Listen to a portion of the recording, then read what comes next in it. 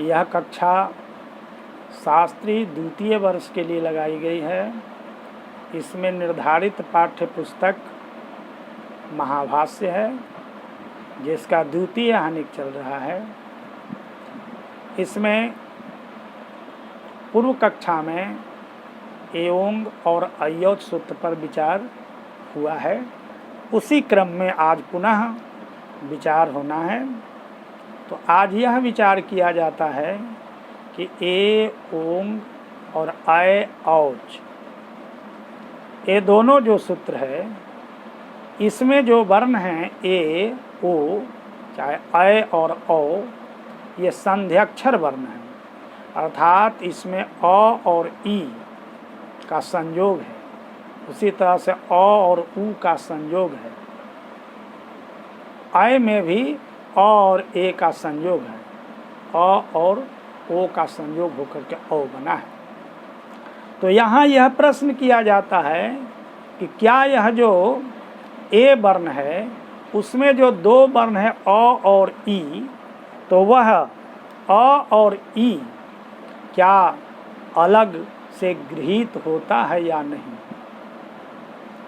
भाष्यकार कहते हैं कि इदम विचार्यते ये एते वर्णेषु वर्णैकदेशाः वर्णांतर समानाकृतयः एतेषाम् अवयव ग्रहणेन ग्रहणम स्याद न वा।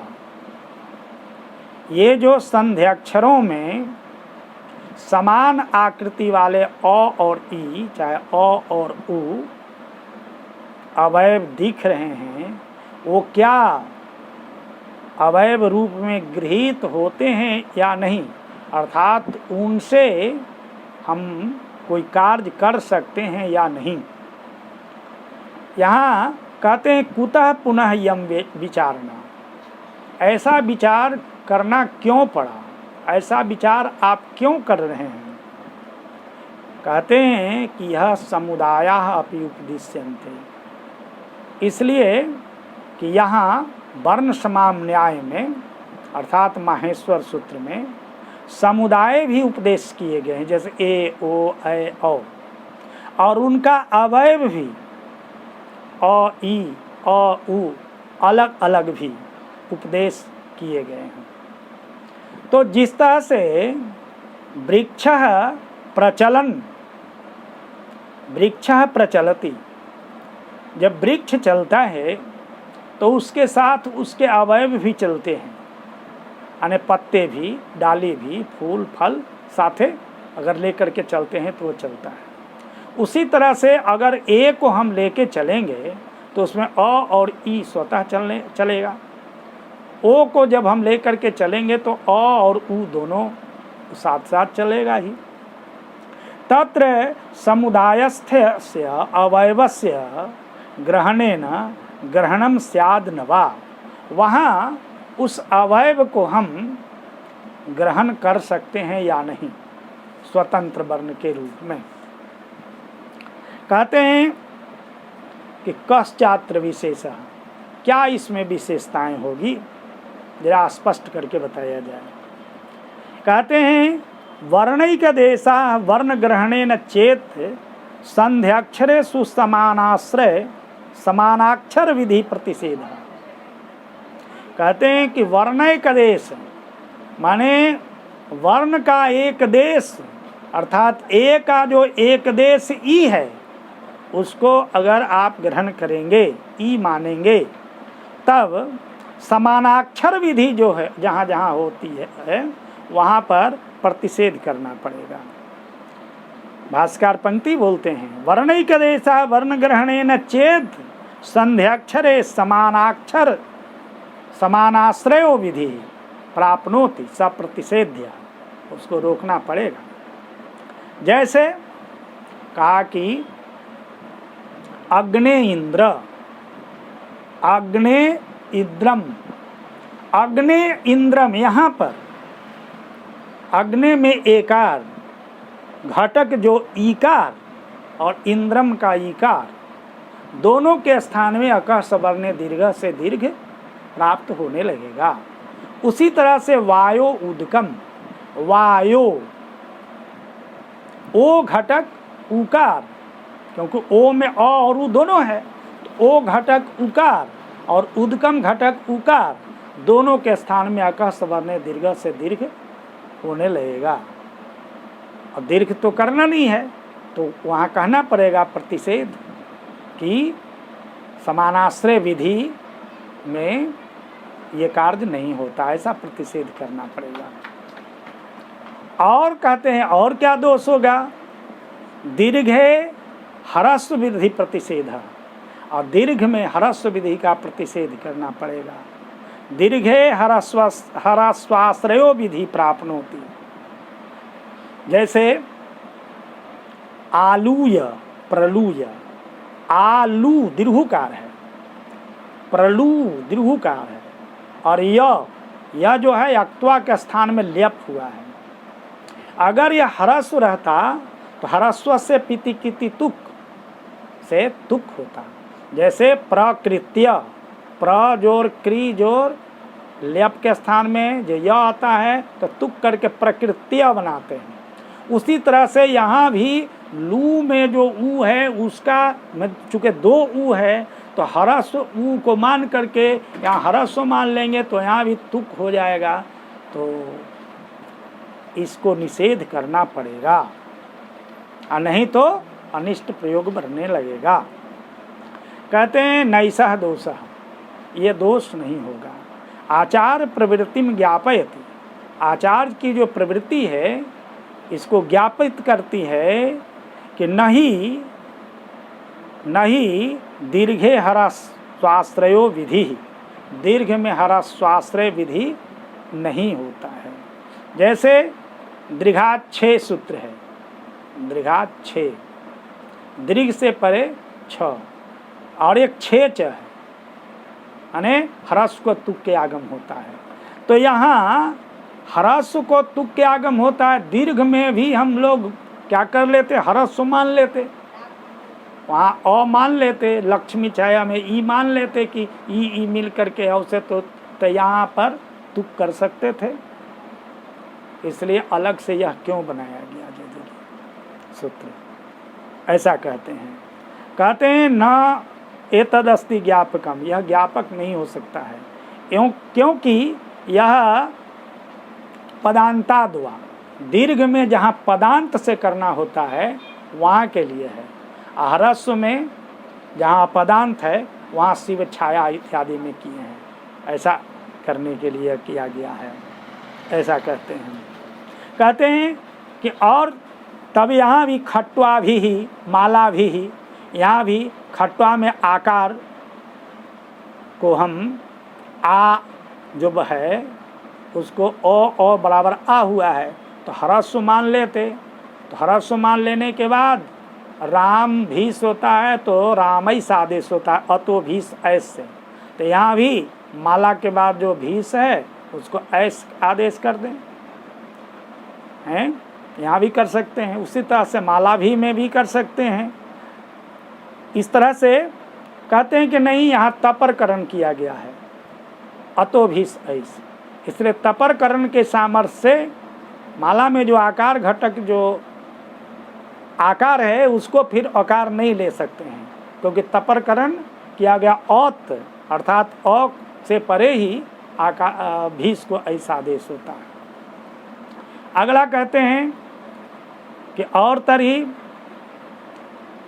याता वाता, या धातु से तप प्रत्यय किया गया, वा धातु से तप प्रत्यय किया गया, और स्त्रीलिंग में याता वाता रूप है, या अतोलोपः सूत्र है। कहते हैं यहाँ अतोलोपः से आकार को लोप कर देते, यानी या घटक आकार को लोप कर सकते हैं, अगर वर्णाश्रय यानी मानेंगे तो लोप कर लेंगे, और पुनः उस आकार को भी लोप कर लेंगे।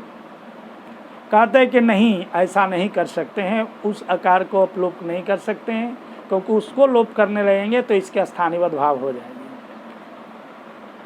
पहले जो लोप किए हैं उसका, इसलिए फिर आर्धातुक पर में नहीं मिलेगा तो अकार का लोप नहीं हो सकेगा, ऐसा कहते हैं। तो यहाँ कहते हैं कि यहाँ भी तपरकरण किया गया है, इसलिए या घटक आकार को में जो अकार है उसको यह लोप नहीं कर सकता है। कहते हैं एवं तर्हि आचार प्रवृत्ति ज्ञापयति नहीं आकारस्थस्य अकारस्य लोपो होती, यानी आकार घटक आकार को लोप नहीं कर सकते हैं। ग्रहित होने पर भी, ग्रहण करेंगे भी, आ में अ को अलग मानेंगे भी, तभी आकार को लोप नहीं कर सकते हैं। क्यों? तो बात कहते हैं कि यहाँ आचार्य ने अलग सूत्र बनाया, आतो लोप। यह आतोनुपसर्गे कह, आतोनुपसर्गे कह ये सूत्र क्यों बनाते हैं? वहाँ आकार को लोप कर लेते और उस अ को लोप करने के बाद पुनः एक अ बच जाता। जैसे यहाँ गोदह, गाम ददाती थी गोदह, गा पूर्वक दा धातु है और क प्रत्यय किया गया, तो गो दा क में क का लोप हो गया, अ बच गया। अब दा के आकार को लोप करने के लिए आतोनुपसर्गे कह सूत्र बनाते हैं। कहता है कि अनुपसर्ग माने उपसर्ग उपपद में न हो तो आकारांत धातु के आकार का लोप होता है, कित प्रत्यय परे में होता है, तो कित प्रत्यय परे में क हो गया, तो यहाँ आकार को लोप करते हैं। ये कहते हैं कि इसको करने की क्या जरूरत था, अतो लोप से हम आकार का लोप कर लेंगे, क्योंकि अर्धातुक परे में ही है, तो आकार को लोप कर लेंगे और उस एक अ को लोप कर लेंगे, दा का आकार के अ को, और एक अ जो बचेगा उसको अतो गुण से परूप करके और गोदह रूप बना लेंगे। तो आगे ये सूत्र बनाए हैं, इससे सिद्ध होता है कि आकार घटक जो आकार है उसका लोप नहीं हो पाता है। इस तरह से हम कह सकते हैं कितकरण एतत् प्रयोजनम आकार लोपो यथा स्यात् तद यथाकारस्ते के अकारस्य लोपः स्यात् कितकरणम अनर्थकम। अगर आकार को ऐसे करके लोप कर लेते, यानी अतो लोप से आकार को लोप करके और अतो गुणों से परूप कर देते तो गोदह बना लेते, तो यहाँ कितकरण जो है वो व्यर्थ होता। इस तरह से कहते हैं यहाँ परस्य आकारस्य लोपे कृते उभयो अकारयो पर रूपे रूपम सिद्ध, दोनों रूप सिद्ध हो जाता, गोदह कंबलदह। लेकिन आचार्य यह देखते हैं कि नहीं, आकार घटक आकार का लोप नहीं हो सकता है, इसलिए ककार का अनुबंध करते हैं और कहते हैं कि कित परे रहते, यानी अनुपसर्गक धातु से परे आकार का लोप होता है। धातु के आकारांत धातु के अनुपसर्ग माने पूर्वक आकारांत धातु के आकार को लोप होता है, कित प्रत्यय परे में हो तब, तो कित प्रत्यय परे में है इसलिए आकार को लोप हो करके द हलंत हो जाता है और क के जो अ है उससे मिल करके बन जाता है। दूसरी बात यहाँ कहते हैं एक वर्णवच्च अगर अलग अलग मान लेते हैं तब एक वर्णवच्च ऐसा ग्रहण करना पड़ेगा। क्यों? तो कहते हैं वाचा तरतीति द्वैच लक्षण ठन माभूत, यानी दो अच जिसमें रहता है ऐसे शब्द से ठन प्रत्यय होता है। जैसे घटे न तति घटिका बनता है, तो घट ध में अ है और ट में है, तो दो अच है तो उससे परे ठन प्रत्यय हो करके घटिका शब्द बनता है। तो उसी तरह से वाचा, वा में चूँकि वा में आ है उसको भी अ अलग मान लेंगे तो दो अच हो जाएगा, तो उससे भी ठन प्रत्यय हो करके रूप अनिष्ट बनने लगेगा। कहते हैं कि न त्रापि नौर गौर ग्रहणम ज्ञापकम, कहते हैं कि नौ और गौर जो है वो ज्ञापित हो जाए, ज्ञापक हो जाएगा। दीर्घे द्वैच लक्षणों विधिर न भवति, दीर्घ में दो अच मान करके जो विधि करना चाहते हैं वो विधि नहीं होती है। कैसे ज्ञापक होगा? कहते हैं कि अगर दो में यानी दीर्घ में अगर दो अच मान करके अगर विधि होना ही होता तो सूत्र बनाते हैं गो द्वचस्थन, गो शब्द से और दो अच वाले शब्द से ठन प्रत्यय होता है। जब दो अच वाले से ठन प्रत्यय होता है और गो में दो अच मानते ही तो दो अच कहने से ही उससे ठन प्रत्यय हो जाता है। अलग गो ग्रहण करने की क्या आवश्यकता है? इससे सिद्ध होता है कि गो में जो ओ है उसमें आप दो अच नहीं मान सकते हैं, इसलिए गो का ग्रहण किया गया कि गो से भी हो और दो अच वाले शब्द से भी ठन प्रत्यय हो। तो घटिका घट शब्द से भी हो और गो शब्द से भी ठन प्रत्यय हो। उसी तरह से नौ शब्द से ही नौ ठन, नौ शब्द से अब द्वचस, नौ शब्द से और दो अच वाले शब्द से भी ठन प्रत्यय हो। जब नौ में दो अच था ही तो दो अच से ठन प्रत्यय होता तो नौ से भी हो जाता ही, नौ को ग्रहण करने की क्या आवश्यकता? इस तरह से कहते हैं कि नहीं, इससे सिद्ध होता है कि वहाँ दीर्घ में दो अच मान करके होने वाली जो विधि है वह नहीं होती है, इसलिए वहाँ नौ का और गो का अलग से ग्रहण किया गया है। इस तरह से हम यानी संध्याक्षरों में ए ओ में अलग अलग मानते हैं, लेकिन दो अक्ष मान करके या उसमें दीर्घ में ह्रस्वाश्रय मान करके या जहाँ दीर्घ करना है वहाँ दीर्घ करके ये सब विधि नहीं होता है, ऐसा मानना चाहिए। इस तरह से भाष्यकार यहाँ इसको दो अलग अलग वर्ण मानते हैं।